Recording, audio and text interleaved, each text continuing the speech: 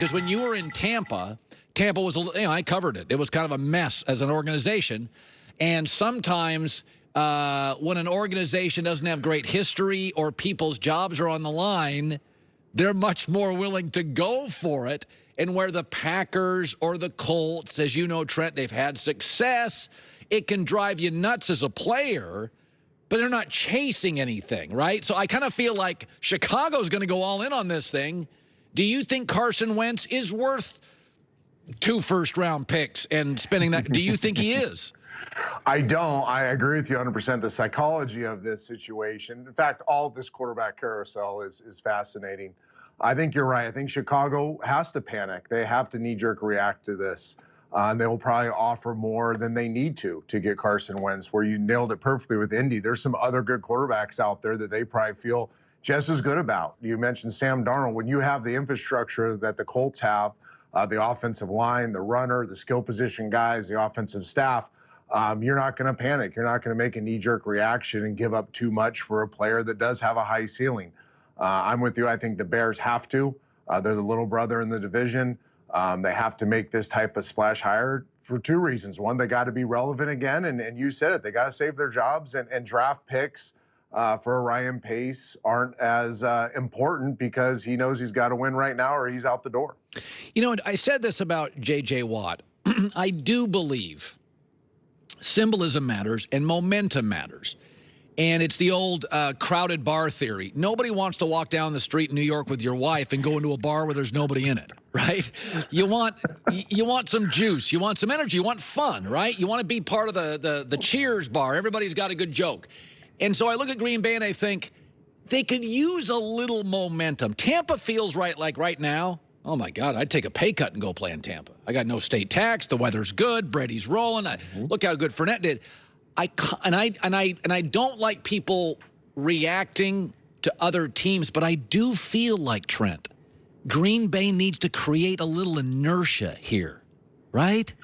I hate agreeing with you on everything you bring up, but I'm on board with you here as well. I think Green Bay has to overspend, make a splash free agent acquisition. I think with all the stuff that came out at the end of the season with Aaron being disgruntled with certain things, I think you need to add momentum. You need to be part of the offseason conversation. You're not going to be part of this offseason conversation as it relates to quarterbacks, and that's going to dominate now to the draft and post-draft. So interject yourself in the conversation with a J.J. Watt signing, with another splash free agent signing. Go outside your comfort zone. The Packers haven't done this typically. Why can't you do it now? I don't think you're this close from getting to a Super Bowl. You know you got to beat Tampa. You're going to need some difference makers, and I think J.J. Watt can be that difference maker. Were you surprised last week that Mr. Go Hawks, Russell Wilson, was actually outspoken on personnel, offensive line? It's not his personality type. I can theorize why he did it, but were you surprised, Trent, he did it? I was, because he has such a great relationship with the organization, and you kind of don't air your dirty laundry out to the public after the season. He must be really, really upset, and I think he's justified to be upset. I was surprised that he went public with it. Think about if you're Russ. He went from cooking, and the first 4 or 5 weeks of the season, he's the clear favorite for MVP. He's putting up numbers that are, making our jaw drop. Defense is struggling, and then all of a sudden, they kind of transition back to bully ball, try to get the defense to play better. All of a sudden, he goes from cooking to being put in the freezer drawer, turn around and hand the ball off on 1st and 2nd down all the time, having to play on 3rd down without a great offensive line. He's watching what's going on around the league. When Tom Brady has more weapons as his disposal, he knows what to do with a great young offensive line. And you got to be sitting there going, wait a second, why isn't my team doing this for me? So I can understand why Russell's upset. Now, I love Pete's formula. I don't think he's wrong for doing this, but the quarterback isn't going to be the lead dog all the time, and that happened. We saw that happen midseason where they made a definitive shift from being quarterback-driven, offensive-driven, to going back to being defensive-driven and run the ball more and really take the ball out of Russell's hand. It's interesting. I was talking to a friend the other day, and he said, listen, he goes, you media guys are getting all fired up on Matt Stafford. He says, but he's not an overly mobile quarterback. He is a pocket guy. That's what Goff was. He's been banged up. Forget about the insinuation was, we've always sort of understood until Brady, it takes 2 years. You get into a system, you get comfortable in a system, it becomes rote. You don't have to think about it. This idea that Matt Stafford solves a dilemma, my friend pushed back and said, well, show me the wins. Like, why are you guys all into this? So what's your takeaway on that? Yeah, I think it's both. I think both things are happening. One, we just saw a unicorn, right? We just saw a total aberration in Tom Brady going year one with no OTAs, with no summer football, with a bunch of new people, take them to a championship. That's not going to happen with anybody else. However, I do think Stafford brings an element that your friend isn't recognizing, and that's his ability to play in conflict. Jared really struggled in conflict. When it wasn't right, when it wasn't on rhythm, when the pocket wasn't right, he struggled. Stafford's made a career out of putting up big numbers under conflict. And you don't have to be mobile, you just have to be comfortable in conflict. And I bet you that is what McVay and the rest of the personnel department saw with Stafford, is the upgrade there is they don't have to be right all the time, and Stafford can make them right. I love Jared Goff. I think he's going to do really well over time in Detroit. But I do think if you're the Rams and you're trying to get in this mix right now, right? You're looking at Green Bay, you're looking at Tampa, and you're saying those are the teams. Then I do think Matthew Stafford gives you a little edge in trying to compete with those two teams because of how he deals with conflict. So the Super Bowl's done. It's in the books. I was surprised. I didn't think they'd win at Lambeau. I thought it was a win for coaching. I want to talk specifically about the offensive line because I said, when you look at, as you well know, from the days you were there, Tampa's special teams have been a wreck, and they've never had a great O-line. This offensive line was kind of a bunch of guys. Jensen's a good center. Wirfs was a rookie. It was just guys. It was like when a year ago, 8 months ago, we were like, God, is the offensive line good enough for Tom? And then I watch him in the playoffs, and I'm like, oh, my God, it feels like a dominating unit. What does Brady do, either pre-snap, situationally? What did he do to elevate this unit? Because I thought their last 3 games, they were a dominant offensive line, and they were not in September, and they were not last year.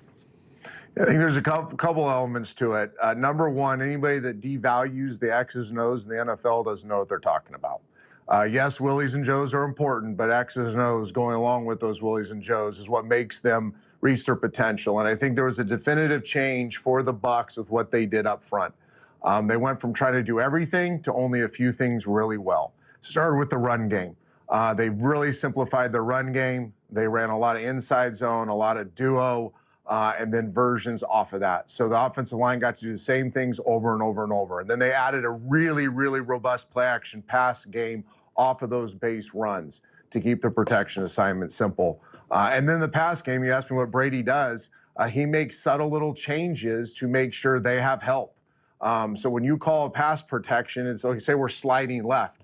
Well, you can slide left or you can slide semi-left and give your guard center a little more help if you know the edge defender isn't coming. So how he manipulates the protections at the line of scrimmage so that they have help.